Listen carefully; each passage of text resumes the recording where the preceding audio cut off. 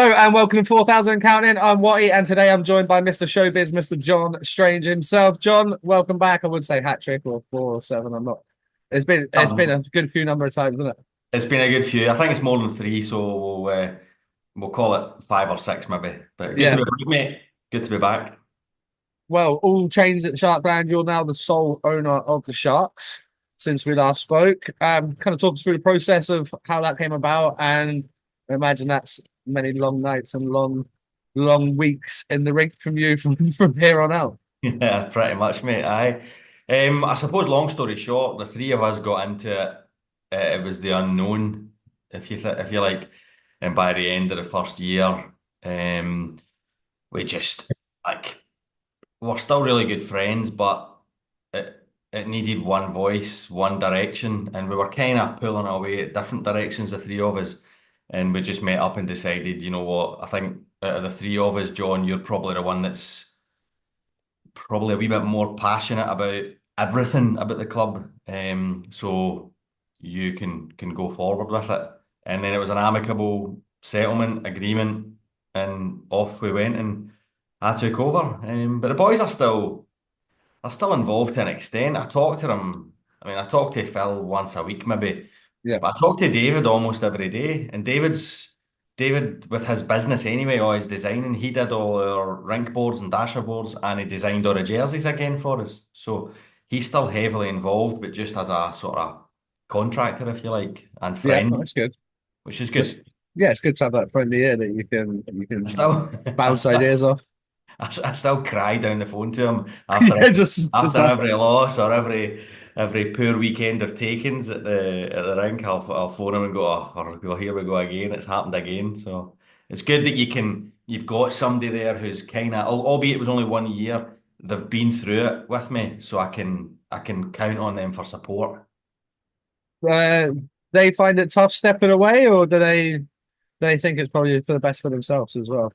You'd probably need to ask them. Yeah, it's I fair. think. Oh, do you know what? Sometimes you get into something, mate, and you hope it's going to work, and for whatever reason, it just didn't work. I'm pretty sure if I decided that it wasn't for me and I was stepping away, one of them might have stood up and went, "Well, I'll tell you what, I'll keep going with it then." But Yeah. it needed one of us, not three of us, and that one just happened to be me. So. So no regrets so far then. Absolutely hunters. No, I mean,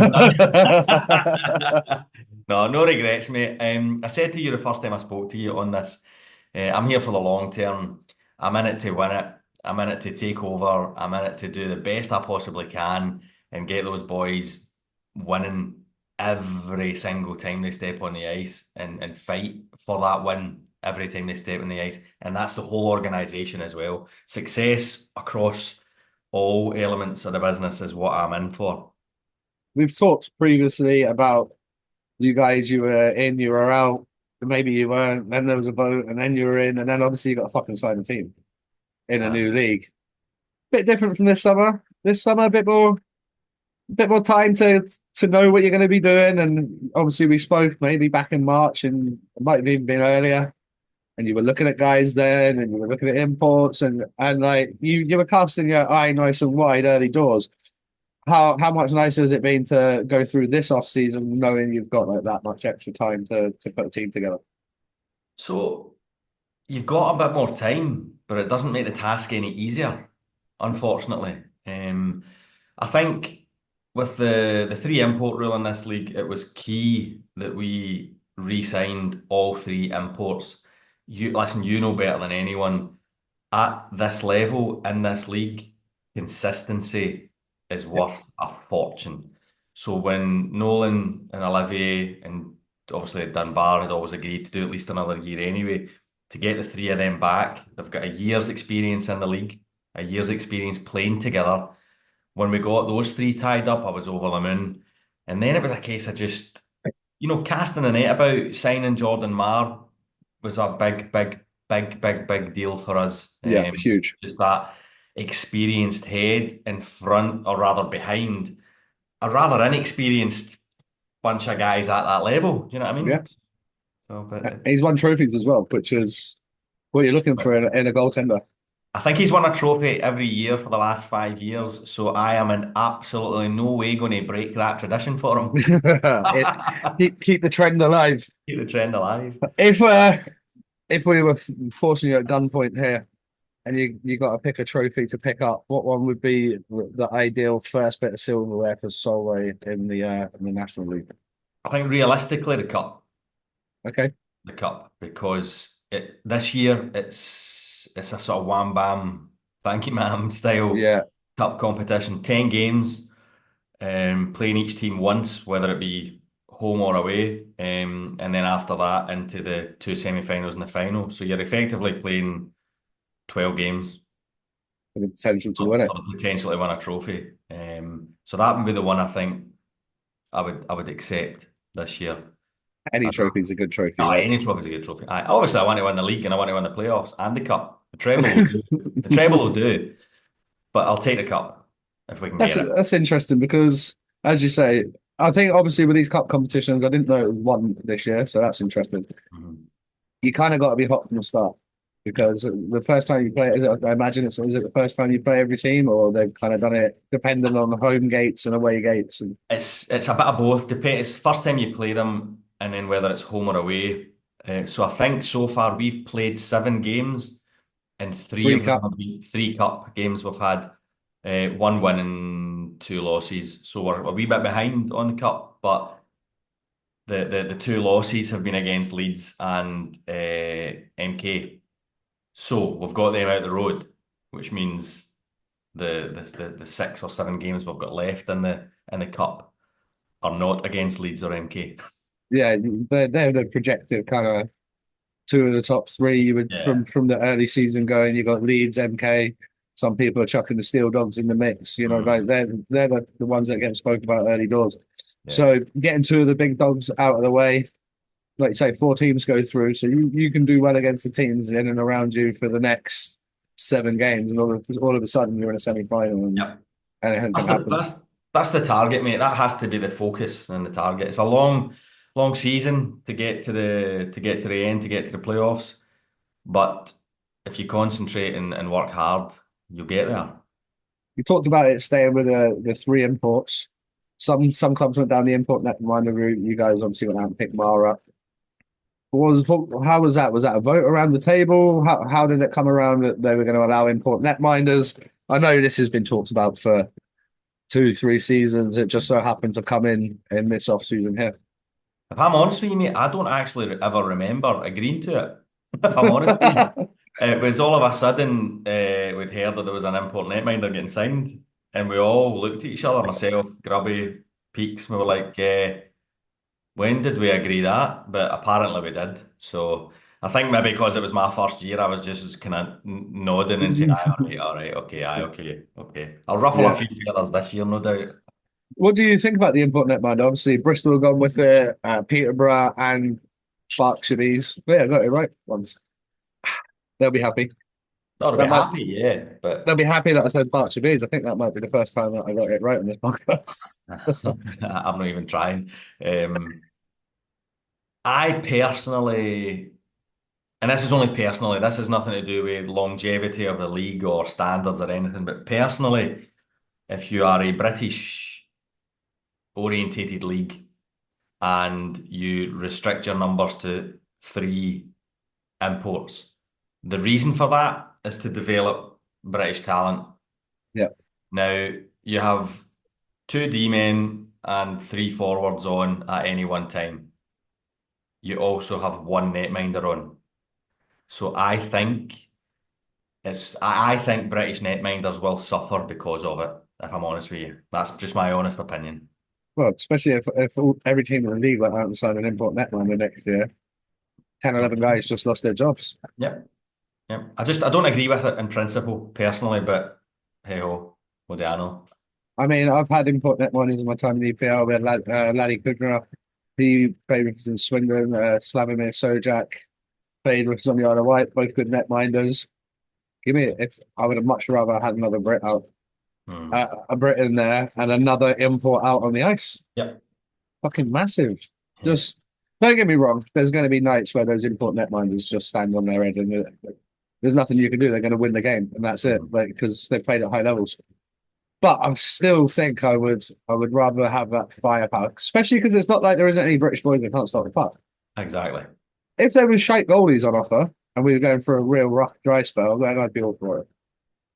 But British goalies, they won't be thanking me for saying that because Mm. they want to play and they want to play at the highest level possible. Unless you're kind of Boundy Jackson Whistle level, you ain't getting a sniff at the elite league. Mm. So the National League is your elite league. That is your top dog. That's where you're going to go. Hopefully, I don't know. We see this league's still kind of in its infancy with you guys getting in there and probably Bristol. There's been like teams added over the couple of years. I think probably another 2, 3 years, and we'll really see where the league's going to start Mm. going, start taking shape. Does another import get introduced? Does a netminder get taken away? There's going to be changes ultimately in the next 2 or 3 seasons, I would imagine. There'll be some changes, yeah, but I also think there'll be changes for the good. Um, I think now that we've got the structure in place within the league, within the ownership group, I said this to you before. They're a good bunch of individuals. Well, most of them are.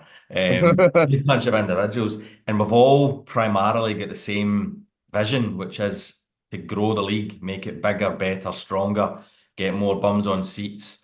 Put on a better piece of entertainment for the fans that are coming along, which is why we've invested in things like the new website, which Well, I was going to bring up come on to that. you're coming on to that, cool. I'll let you come on to that Yeah, then.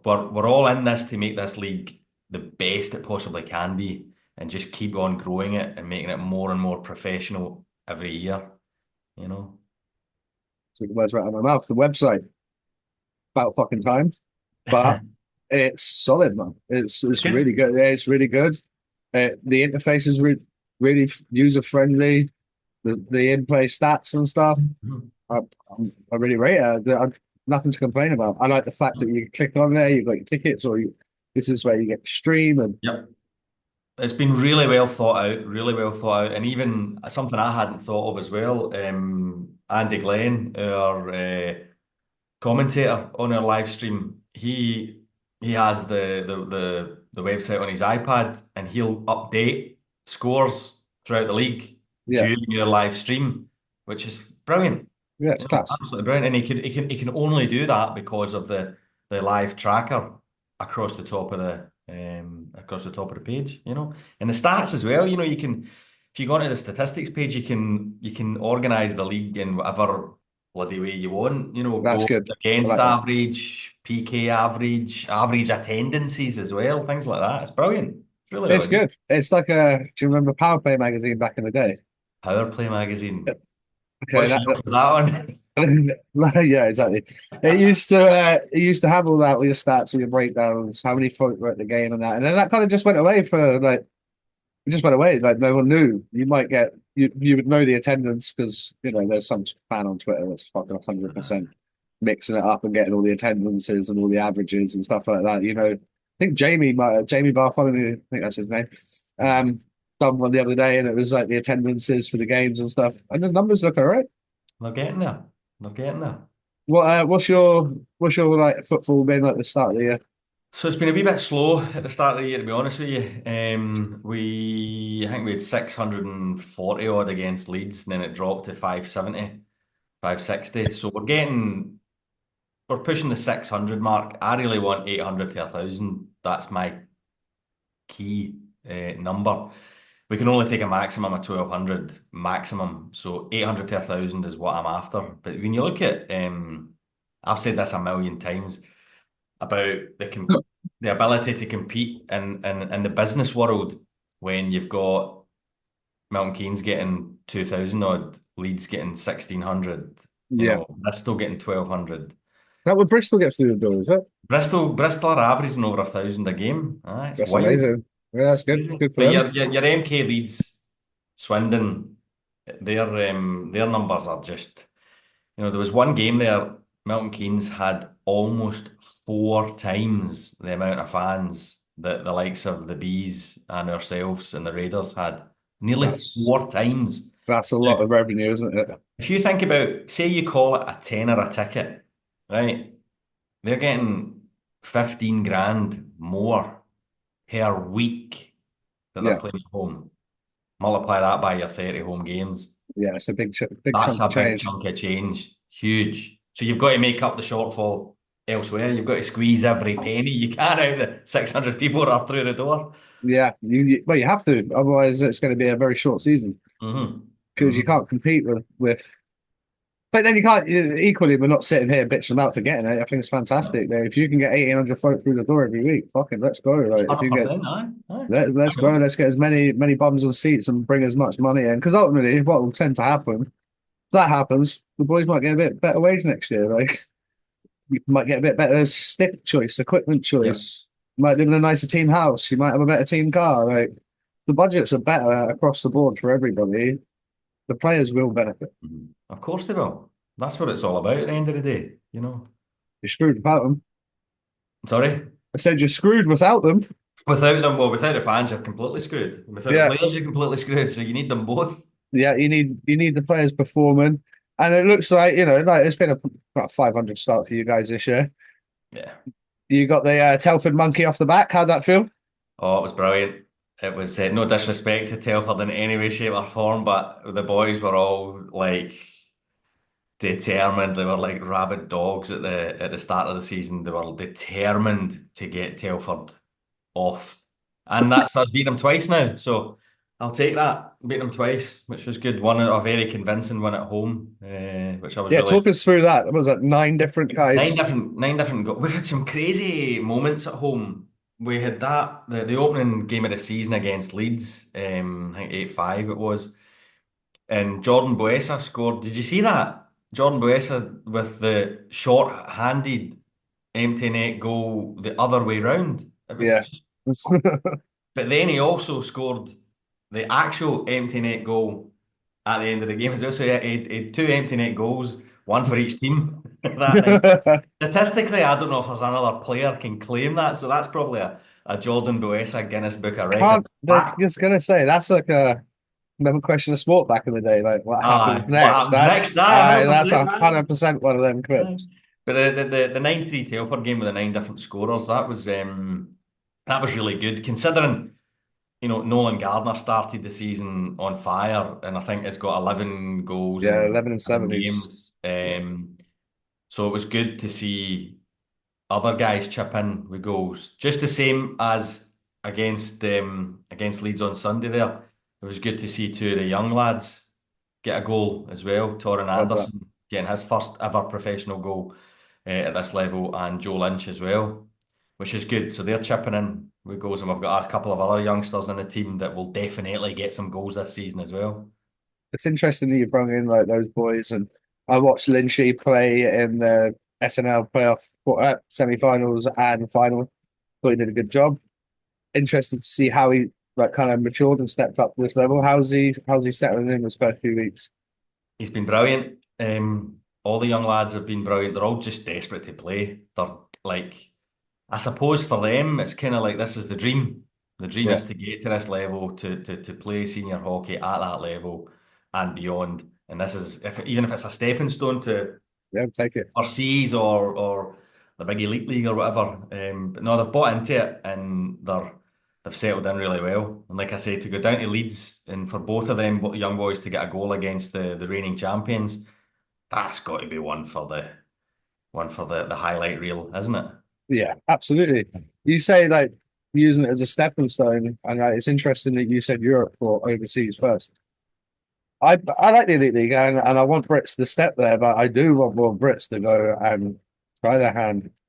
But go to Germany 3, go to Germany 4 if you have to, go to France 2, go and try these leagues because you're putting your face out in Europe and you get an opportunity, plus you get travel and live in a different culture. There's so many things that they weren't opportunities when we were young. No. And there's some kids that have paved the way in order for that to happen. I know Sam Jones is currently out playing in the Romanian professional league. Obviously, Ben O'Connor had been out there before. You've got Kirky playing in Czech, Kirky playing in Germany and Berlin. He was in Czech. He's played in Finland. He's played in Sweden. With Joey Lewis playing out in Germany. Bounsy's been out to Austria, to Slovakia. Dowdy's been out in Sweden and Italy. Guys have been like think even last year, Hazeldine was in Hungary. Hmm. Josh Tetlow was in Finland. Guys have gone like Kazakhstan, loads of different places. And guess what? They all come back. They're all long-time fixtures in the national team. If you go and play abroad and come back and you're gonna go from being the guy that was probably gonna get fucking three shifts a game in the elite league to the guy that's playing regular minutes in the elite league, Hmm. and that's going to put you in the shopping window of Mr. Peter Russell, and you might find Yeah, yourself all of a sudden at a world championship playing hmm, against some of the best players on the planet. exactly. It's about experience, mate. It's the same in any sport. You've got to, you've always got to test yourself, and you've always got to go beyond your comfort zone. Always. Sorry, mate, getting there Aye. some text coming through there. Yeah. So what's been a highlight at the start of the year then? You mentioned it already. The highlights getting the Telford monkey off the back, as you say, and the convincing way that we did the second game, the 9-3. That's probably been the highlight for me. Although I don't know, I'm going to pick the two defeats against Milton Keynes and Leeds down at Milton Keynes and down at Leeds. Yeah, They were, I mean, it was a 7-3 game at Milton Keynes, but it wasn't a 7-3 game. It was 4-3, and we yeah, were pushing, and then bang, bang, bang, all of a sudden it's 7-3. We're not a million miles away. In fact, we're very, very, very Hull competitive, overtime, right? penalty shots, flip a coin. I say we, Matty, he's probably the same height as me. Matty Davis came up to me at the end and he was like, what a game that was, John. So, bearing in mind, Hull had scored 11, Yeah, 10, cricket scores. and Yeah, 9 in their three previous games, and we held them to three. It was three each at the end of overtime. And went to penalties, they won on penalties. And he came up to me at the end and he was like, that is an advert for our game. That is what we want. Not this 9-1, no shame. 8-2 stuff. That was a game of hockey and the fans absolutely loved it. So that's probably one of the highlights. Having him come up and say, he said you guys are 9 day far stronger, faster and fitter than you were last year. So that was a bit of a compliment coming from him, which was nice. Yeah, that's huge. Matt is a good guy. He's very knowledgeable. He's been around the game a very long time. Uh, Also, just a big time fucking beauty as well. Just a great lad. A lot of time for uh, Matty. The the whole Seahawks look the real deal, eh? quite a lot, loads of teams do, mate, if I'm honest Yeah, with true. you.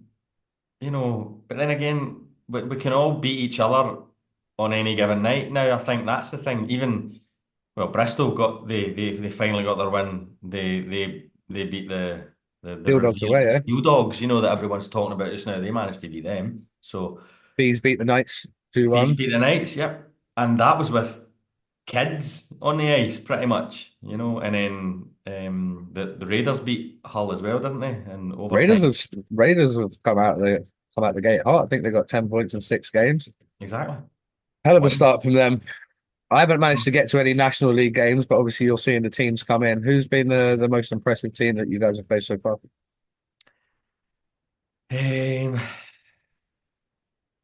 I thought Swindon, although they've been a wee bit up and down, I think they struggled without Aaron Nell at the weekend, but Well, they we scored like went. 4 goals a week before, so yeah, Mhm. probably.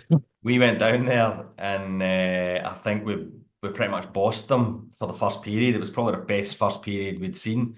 Even Peaks messaged me and said that's the best we've played ever. We were 2-0 up at the end of the first, and then they just came out and did what Swindon do and just went like that and just scored and scored and scored and scored and kept fucking scoring. So they were quite impressive, mate, if I'm honest with you. Aaron's still getting it done. 4 goals. I don't know who it was against. Ridiculous. I think it He was just us. was it you, eh? I think it was us, aye. Yeah, just 4 goals. What is he? 30, probably 37 now. Couple of them 27. old boys getting it done. Huey's still getting it done up there in the hole. Yep. I mean, they say about like getting older and slowing down. None of these boys look like slowing down No, any. no. They're Have all, you? Sorry, no, I was going to say, you mentioned Hull. Hull, as I'd said that three each game. That game was played at a frightening pace for 65 minutes and nobody let up. Everyone was burst by the end of it. but they are a tasty, tasty, tasty team. And you know what? A lot of people say, "Oh, Hull, they're big, they're physical, they're dirty." There was none of that. It was physical, it was fast, and it was entertaining, and they were really, really, really good. I like the physical games as a player, as a especially as a spectator.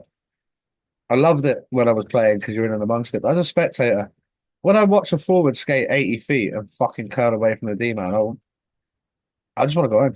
Like you skated all that way, hit him. Aye. Make it physical, make it hard. Make him not want to go and get the puck the next time. Or check his shoulder maybe one or two more times than you usually would. Because guess what? That's when he's going to make a mistake. That's when you're going to turn the puck over. So Yeah. those two, three hits in the first two, three shifts, they might they might do fuck all for 40 minutes. Aye. But then when it's 2-1 with 5 minutes to go, and that same guy is going into that same corner and here's you He's looking coming, over his shoulder. Yep. he's Yep. looking over his shoulder and he's going to turn the puck over. And that's where you hit someone like Nolan, who's on fire right now. Yep. Well, as you said, 11 goals. Massive re signing for you guys. I think, obviously, like you say, a year's experience in the league, a year's experience playing away from home. Mhm. I mean, I still like the big D man, Oliver. I think he's got Big a bit about, Arsenal. Yeah. yeah, I think he's got a bit about him. And I think having those two, and then obviously Dunbar's experience speaks for Mhm. itself.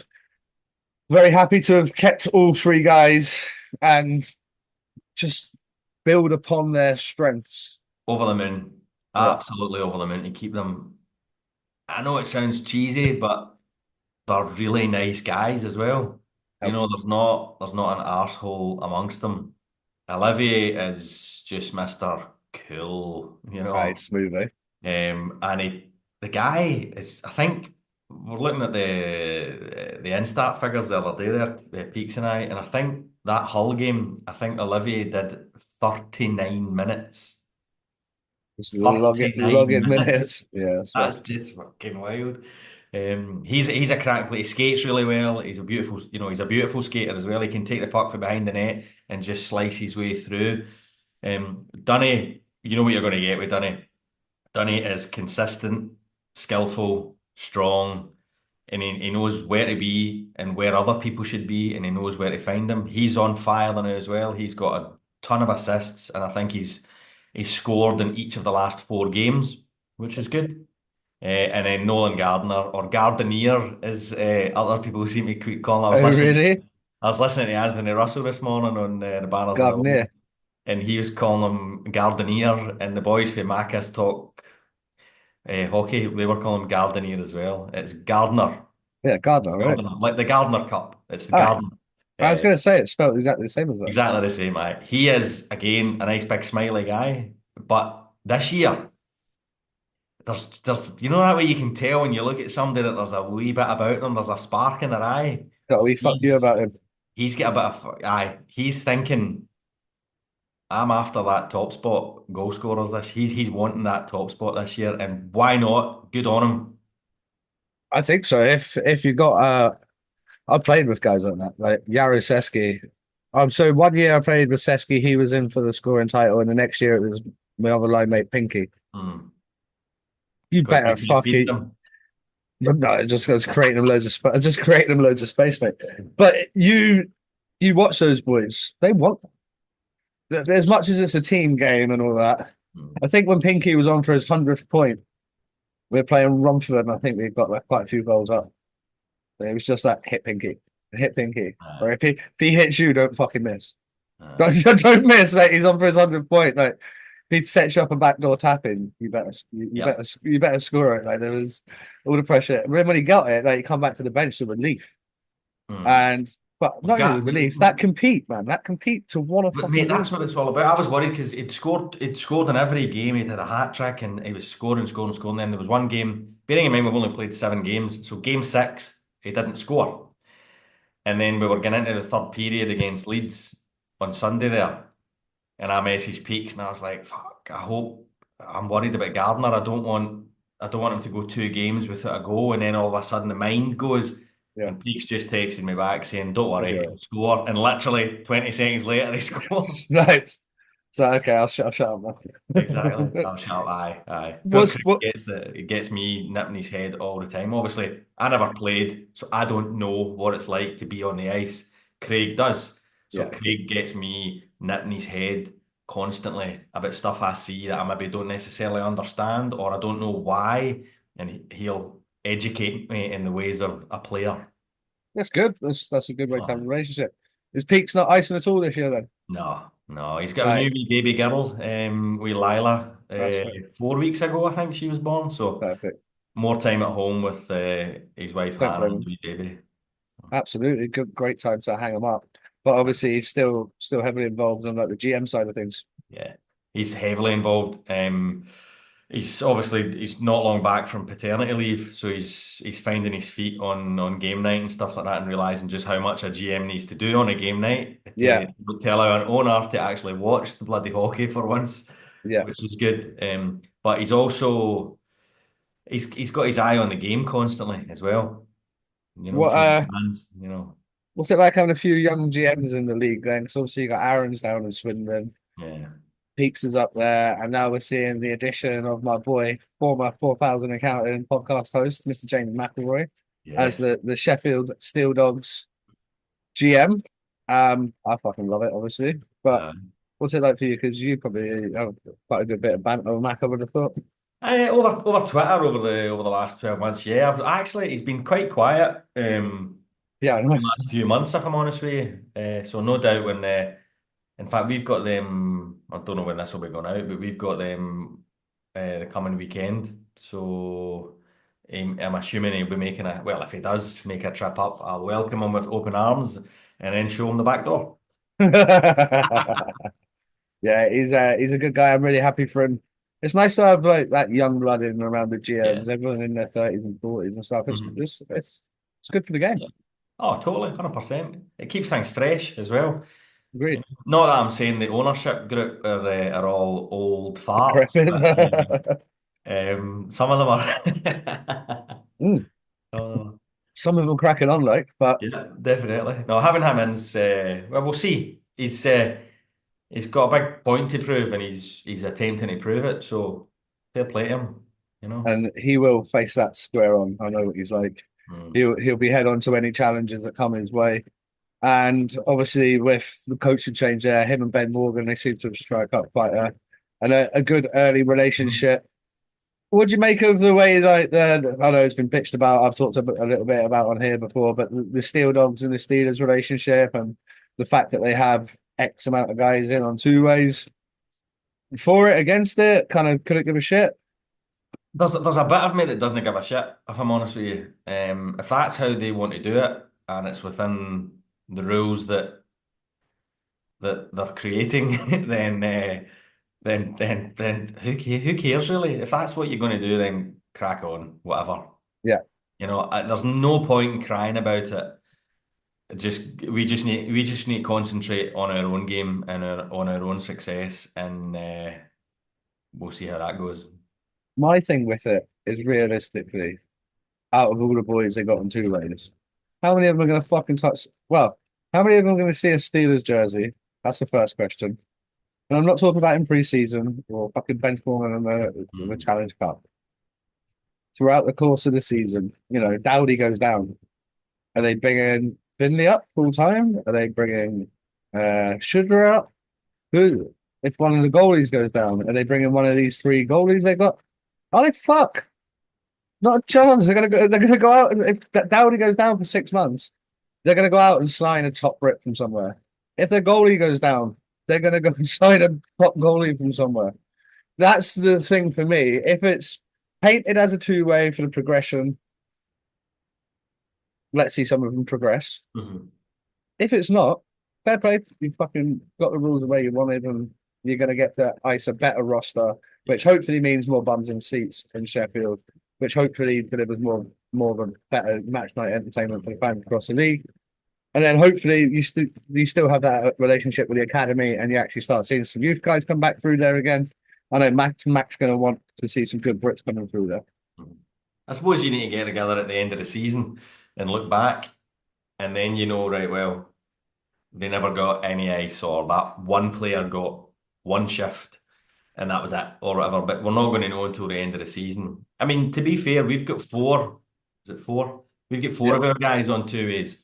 Your boy Mason, Yeah. Mason Alderson and Kel Beattie are on two ways with the Belfast Giants. Big Keane is Um, he? sorry? Is Keane? Is he too? Ian Shevlin and Kyle Carruth are up at Glasgow, in the Glasgow Yeah. Club on two ways. So Couple of good young lads as well.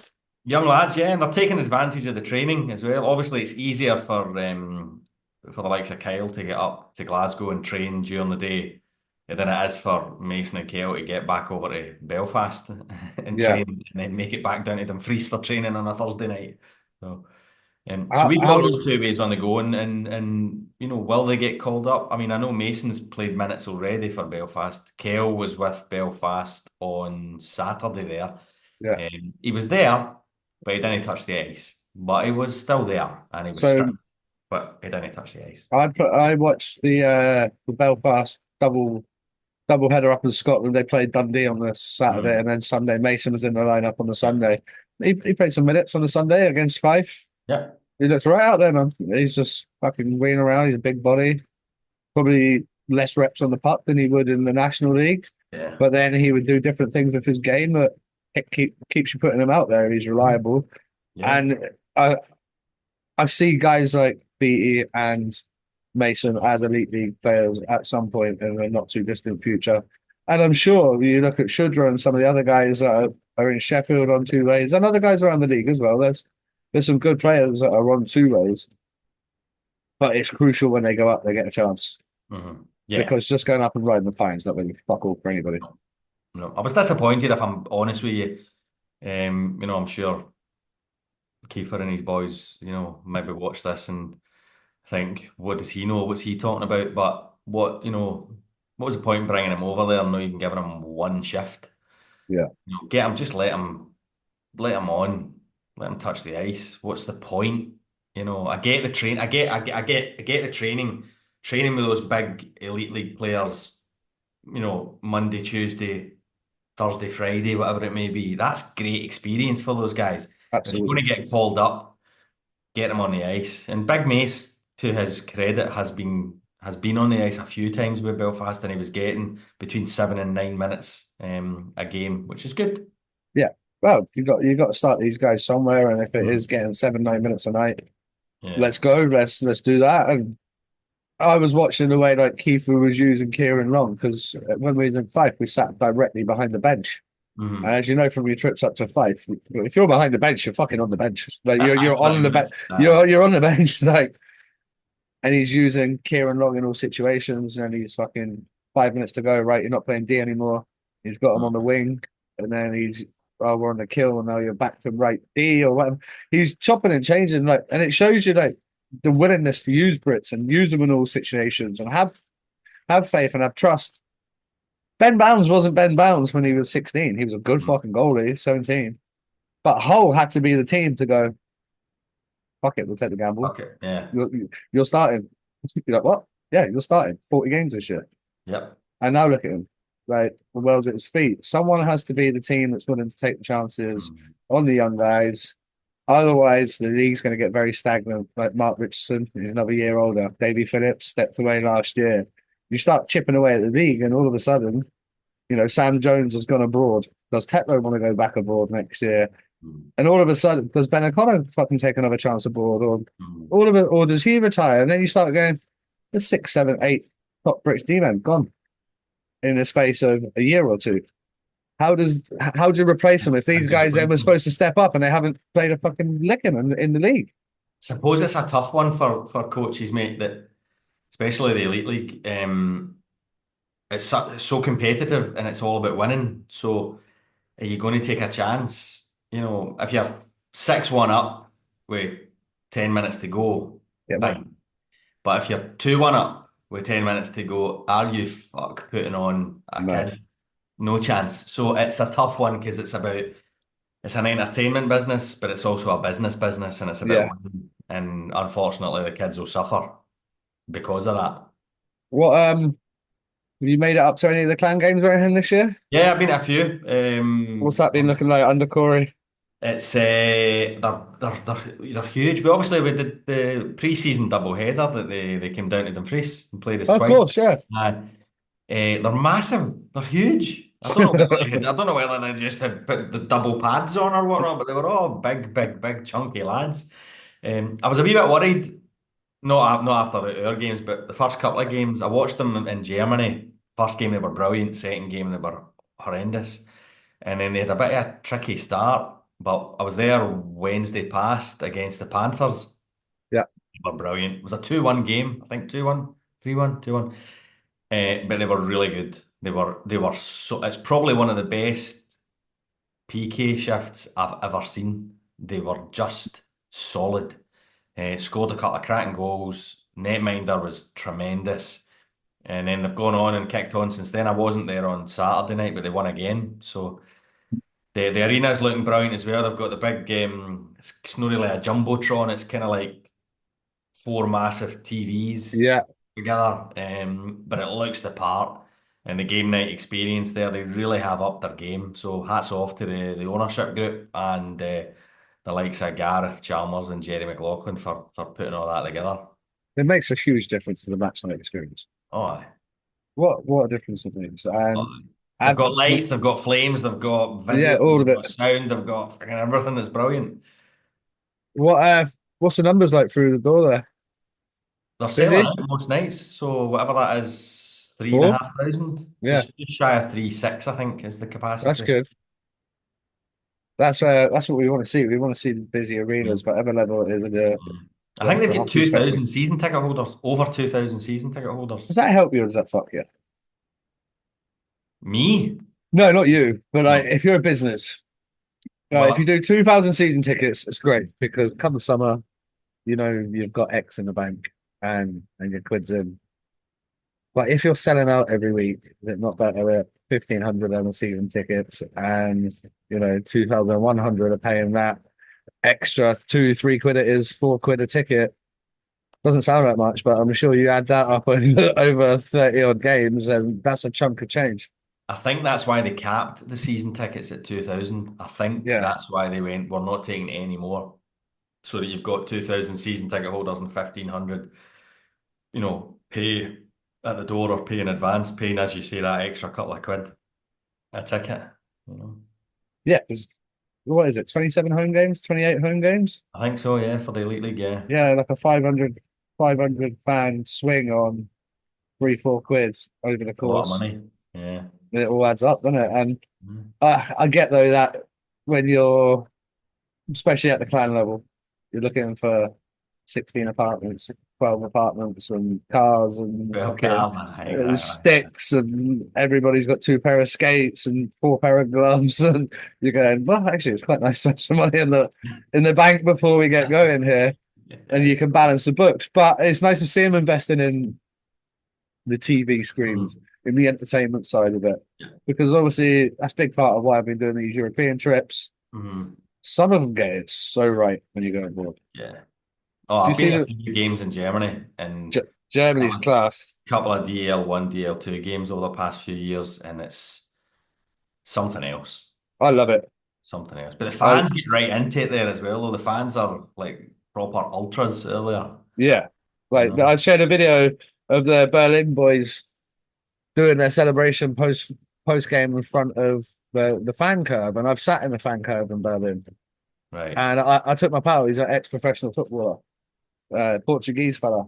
You know, they are big on roller hockey and stuff in Portugal, Mm. but not so much for the ice rinks because there isn't really one. So I was like, "Want to come?" And he's like, "Yeah, I'll come." And then the first game we sat in like the fucking nice fancy seats, and I was like, just looking over the fan curve, it was sold out. We couldn't get in there.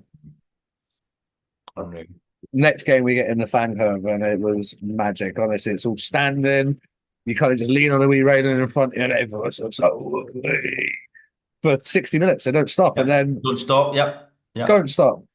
And Have you ever so been to a that winter classic? Have you ever done a winter classic over I there? have not. Mate, you need to do it. So well, this December, ladies and gents, 4,000 Counting is going to be at the Winter Games in Prague. So for those that don't know what that is, it is an outdoor weekend held overlooking the square in Prague, overlooking Prague Castle. And the Friday sees Wolfsburg take on Red Bull Munich. So a DEL game on the Friday. There's another Czech game on the Friday night, but I'm going to go and get hammered. I'm going to miss that one. I'm going out. I'm going out with a.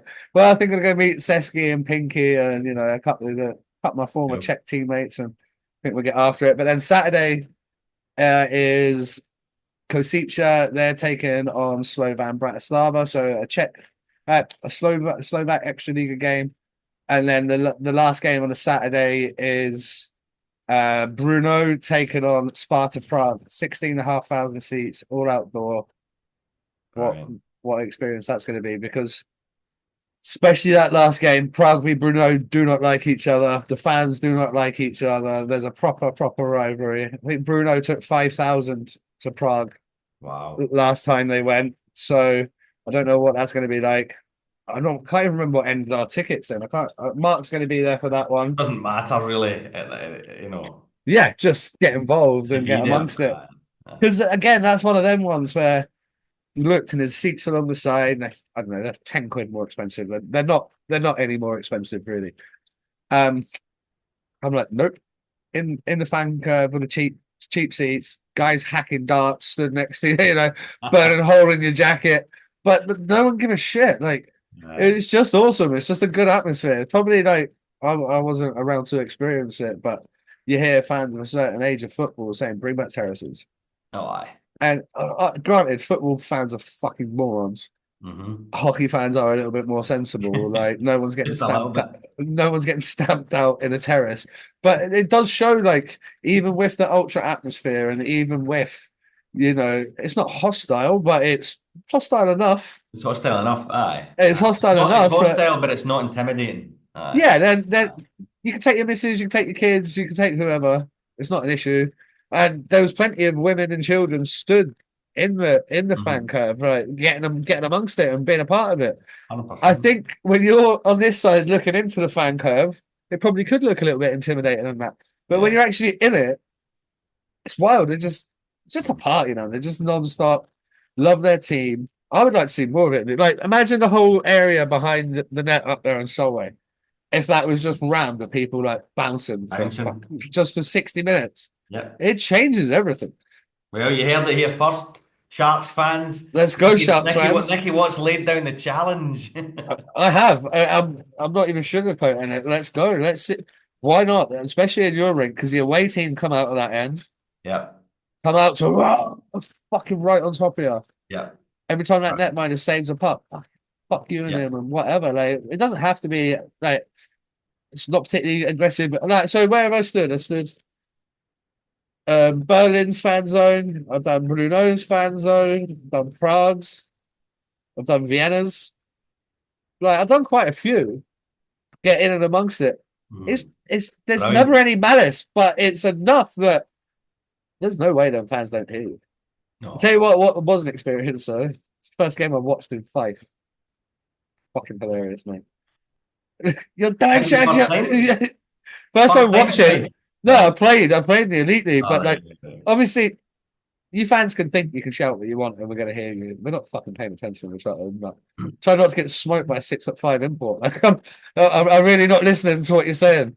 But when you're sat amongst it, just the shit they give the ref, and there's no like stewards or like, so that there's swearing, but like funny East Coast Scottish Yeah. swearing. You Fife fucking has an experience. Darcells even. Like, so, I'm sitting living my best life.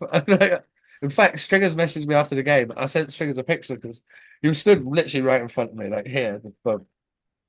He's like, nice picture. I didn't even see you there. He said I was too busy listening to the fucking mutants behind me abusing me. And he was like, what were they saying? I was like, mate, I don't even know, but it was funny. And Yeah. like, I was like, I promise you it was funny. Just some of the shit. Like, that was way more aggressive than any of the fan cams I've sat Aye. in. Well, do you not remember the story last season, season before? Dyson Stevenson actually challenged a fan to a square go in the car park I because love that. they were giving him utter shit and saying, "I'll see you outside. I'll see you outside." And Dyson was like, "Right, fine, okay, let's go. I'll see you outside in the car park right now." Obviously, that never happened because he behaved himself like the professional that he is. He could have ironed someone out. some of these hockey boys are tough, Mm. and Dyson's one of them. He was one of them, aye. He can have a little scrap. What? Indeed. Sorry, just getting our old producers sending some stuff in. That's quite funny. Apparently, it didn't go well for them in Bristol last week, so I'm looking forward to find out what happened there. With the season still pretty much in its infancy, we've had a month. We've got to have a look at it. Obviously, we touched on what it would be like to win a cup on the ice, but for the rest of the way out, what would be a successful season for you as a club without silverware? Like the through the door numbers, the amount of jerseys sold. What's a Yeah. successful season, second season for the Sharks? Well, I think numbers need to be up on last year, which they are. Where we almost doubled season tickets. I think still a small amount, but we still doubled season tickets. We're up 15-20% on fans through the door. We're up 10-15% on spend as well, which is good. I'd like to get us 800 to 1,000 fans every game. That's the target this season. Success on the ice. We actually sat all the players down for their sort of induction meeting, and Martin gave his usual rousing Braveheart-esque William Yeah, he Wallace did. style speech, as you can imagine, and it was very much playoffs are mandatory this year. Have to be. There's That's no excuses. no question.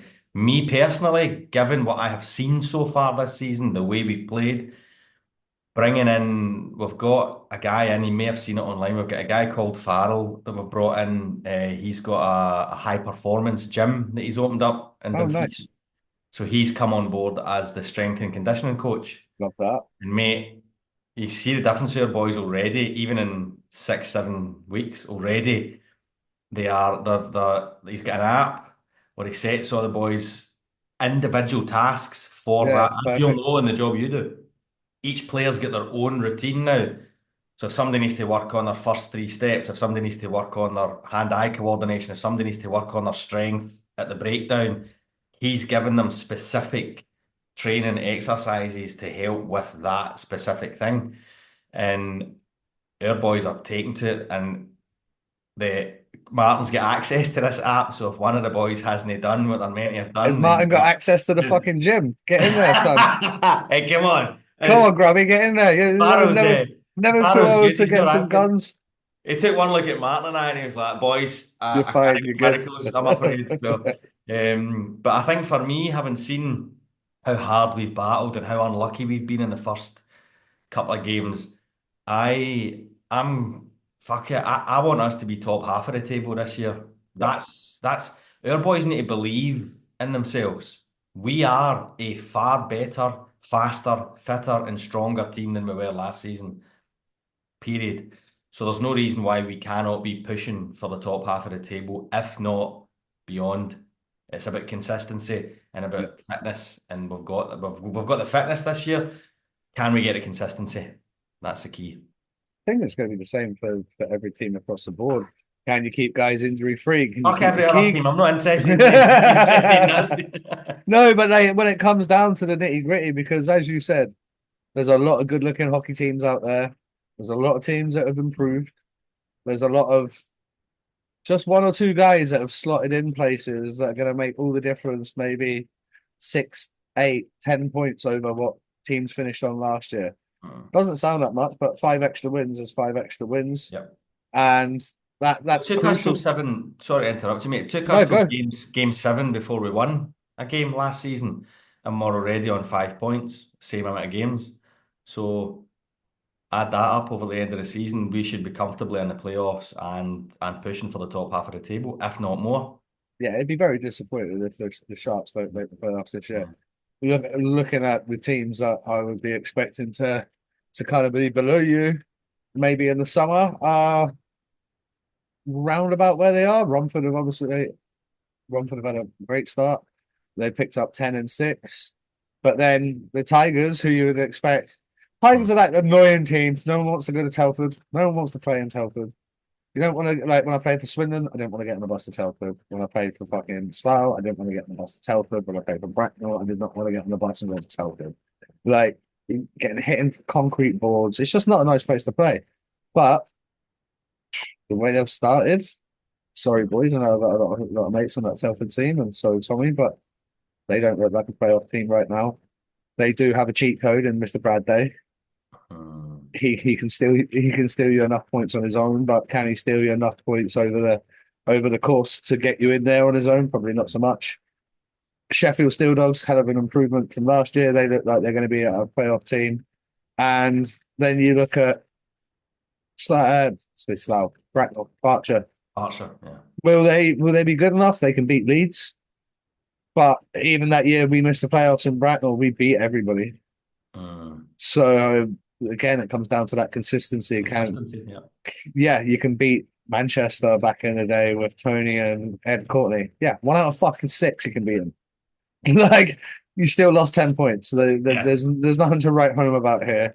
So can the bees do it on a consistent level where maybe they can? And you see it all the time. Like the reason Guildford lost the EPL one year because they lost to the Isle of Wight 5 times out of 6. Isle of Wight were the bottom team. Guildford ended up finishing second by like a point, but they couldn't beat the island. Hmm. They couldn't do it. It's interesting to see what teams are going to be the bogey teams for each other. Obviously, last year Telford was a massive bogey team for you guys, and you will see some of these top teams maybe just they struggle against the system. They struggle against whatever it is. Where where do you see the league title going if it's not going to be you guys? I'm going to say, I don't know. It's a hard question, by the way. Sorry, It's a hard one. I'm going to say that it's not going to be Leeds this year. I thought that, and then I looked at the league table, and they're exactly where they've been last. No, I just don't know. I don't know. And I don't think it's going to be Milton Keynes either. Hmm, So I think you're going to have a wild dog. a wild card. I think you're going to have a Yeah. Hull or I don't think it'll be Sheffield. I know everybody's waxing lyrical about them. I just don't see it. I think it'll be Hull or I don't know why. I just seem to have a soft spot for Swindon Is for it? I was some going to say, reason. is it Swindon's turn? Are they going to Aye. finally get the job done? They're just one of those teams that just, you know, If they can get hot and stay hot, they grind it out. They just yeah, they've grind got it some out, bodies like that on there. you know. You look at Hopefully Eddie and so. Plusy and boys Mhm. like that can go through the grind. Yeah. Who's been some of the better young talent you've seen so far this year? Obviously, you've played Hull, they got Britton, you've got Finn Braden and Leeds. I know a Yeah. couple of those boys have been highly regarded well, we've been talking about them for a while on here, but Mm. highly regarded by the league. I think that they're getting noticed, and having the website is great for stuff Yeah. like that, like spotlighting these young guys. Anyone else spring to mind for you? Well, the ones you've mentioned there, obviously, and then what's the name of the young lad that scored that overtime winner for the Raiders that came up from the Slough Jets? Oh, I don't actually know which one was it. Oh, is it? Seb Moore, maybe. Yes, that's it. Yep, Kid more. can fucking Aye. snipe, by the way. Fair play to him though. Fair play. I think this might be the year for the young team Right? for all the teams. Absolutely. Here You're for it. going to have a couple of these young players once they get into their groove that might end up high point scorers, and I'm hoping there's going to be two or three of them out of our roster as well. That by the end of the season, look back and go, that 18 and 19-year-old scored X amount of points each, which took But us above X amount of points all in and got us that playoff spot. well, if you're a young guy, you can be looking to average half a point a game. Mm. Play 54. If you chuck 10 plus 15, you've had a fucking good Fucking season. great season. Yeah. And Yeah. let me tell you, you take a little bit of pressure off of Nolan.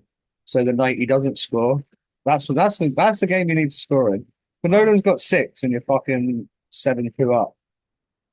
Don't get me wrong, it's nice for the young guys to get a goal. Yeah. But when you're playing Leeds and you're 3-2 down and you get a shift in the third, that's when you score a goal there, we're 3 in another game. Mm. That's huge. Like as you say, you get these young guys across the league. They're not expecting them to go out and be a point a game guys. We haven't got Sydney No. Crosby playing in this league, otherwise they wouldn't play in this league. Mm. You got good young hard working talent. And I think as long as they work hard and aim to be around that half a point or a goal every 4 games, a goal every 5 games, or a goal in a fight. You got some tough young kids as well. Like so, whatever. Like it doesn't have to necessarily just be point production, but it But it's about keeps being able to score from those positions and in those lines and those young guys coming on, as you say, in that third period. And I think, given how Sunday went, to have Torren Anderson and Joe Lynch both score against Leeds, that has to do something in their mind and go, well, wait a wee minute here. I scored against Leeds in Leeds on a Sunday night. That why can't I score every game then? That's got yeah, to but get in their head. 100% in their head. And that gives you that confidence factor. You're a little bit looser at training. You Mm. snipe a few more in training. I know it's not game situation, but when you're feeling looser and when you're feeling Mm. confident, the gaps the goalie give you, they're fucking bigger. They're not, but they are. Mm. But you see them bigger. That top corner, all of a sudden, it's 3 inches, 4 inches lower. It's 3 or 4 inches wider. Mm. It's a bigger gap to shoot at because the confidence is there. Let me Confidence tell is you, key. when it goes, fuck me, that gap can go from being like that. You're like, does a puck even fit in that? But by the time you thought about it, D-man took the puck off you, and it doesn't matter Yeah. anyway. Aye. Yep. Having that confidence is massive. Excuse me. What's the vibe been like around the Shark Tank? Obviously, I still keep up on the Shark Zone, and I'm getting tagged by Billy and the boys and pretty much everything they do, and Andy and everyone up there. Shout out to all you guys and girls. What's the vibe been like around the rink? The vibe's been brilliant. I think starting off the season with a couple of wins has helped. A win at home and a win away has really helped already. And we've done quite a few improvements around the rink as well.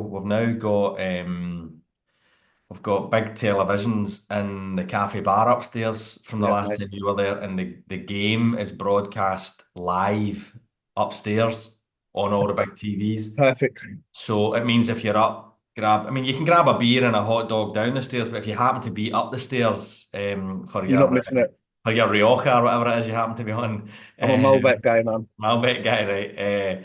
Then if a goal goes in and you're like, missed it, you can watch the replay upstairs Perfect. on the tellies as well. And we're still doing the live interviews up the stairs after the game as well. I really like them. It's about the whole experience, mate. You know that from being up. Get in early, get in, enjoy yourself, get the music on, get the interviews done, get the game happened, get back up the stairs, fan interaction, keep it going. So the Shark Tank, when it's bouncing.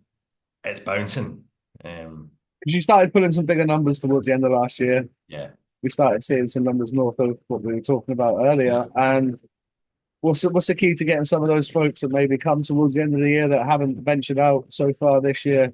I think it's What's the the time key of to year, getting them back mate. in? Ah, I think yeah, it's the time of year. It's still late nights to an extent. We're still in the summer hangover.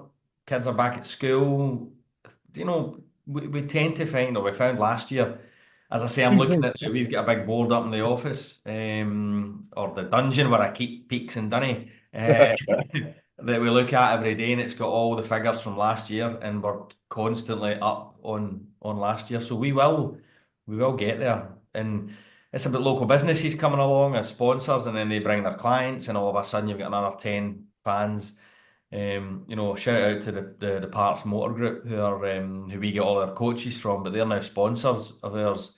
And for the last three home games, they brought some of their cars along, that's cool. put them outside, so fan interaction with all that kind of stuff. But the staff then came in and watched the game, and they've been back.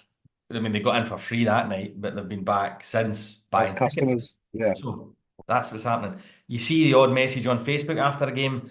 Wow, that was brilliant. That was my first ice hockey game. Me and the family will be back next week. That's one family. You keep doing that, you keep grinding that out, and all of a sudden you've got your 800 to 1,000 by the middle of the season, hopefully.